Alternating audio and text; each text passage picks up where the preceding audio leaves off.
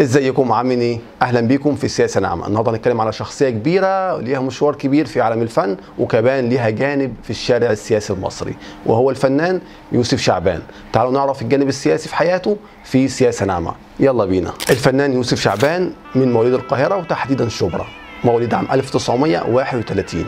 يوسف شعبان من ضمن الناس المؤيده للنظام الملكي في مصر، وكان بيحب الملك فاروق جدا جدا، وكان معارض جدا للضباط الاحرار، ومعارض كمان لثوره 1952، وكان بيقول هم السبب في القضاء على الثروات المصريه، وكان بيهاجم الرئيس الراحل جمال عبد الناصر وبيتهمه اللي هو شخص او زعيم قومي في الكلام فقط، لكن الفعل ما فيش مع الاسف، وهو صاحب الهزائم وصاحب الخسائر الاقتصاديه ودمار الشعب المصري والعربي كمان. اما بقى الرئيس انور السادات، هو كان شايفه في وجهه نظره اللي هو شخص بيحاول قد ما يقدر يكفر عن ذنوبه، اللي هو كان اصلا مشارك في ثوره 52، وده من خلال حرب اكتوبر اللي هو اعاد الاراضي المصريه لاصحابها، وفي نفس الوقت اعاد الكرامه للشعب المصري. اما الرئيس محمد حسني مبارك، هو كان شايفه اللي هو شخص يعني مش مكانته ولا يصلح انه يمسك دوله بحجم مصر، بالاضافه لمحاولاته اللي هو يخوض ويشارك في العمل السياسي في مصر من خلال مجلس الشعب وقتها في التسعينيات من القرن الماضي، لكن مع الاسف ما عرفش يوصل وسقط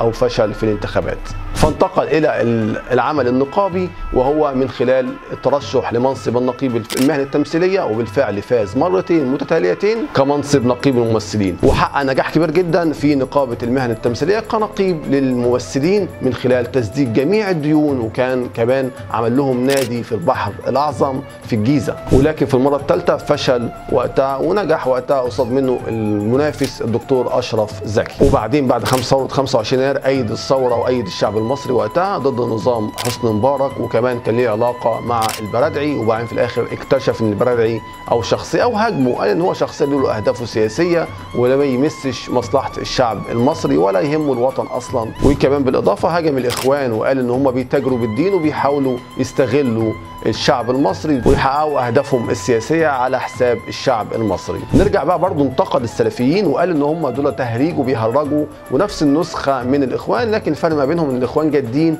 وهم دول بيهرجوا بتاعت هزار مش بتاعت جد. وكان ليه تصريحات في 2016 وكان بيقول يقصد بيها النظام الرئيس عبد الفتاح السيسي ان هو مش مهتم بالقوى الناعمه وبيهمش الفن. شكرا لكم، واتمنى اكون ضفت لكم معلومه جديده، ونشوفكم في حلقه جديده مع عمل فني جديد او شخصيه فنيه جديده، ونقول لكم ايه حكايته بالسياسه مع سياسه ناعمه.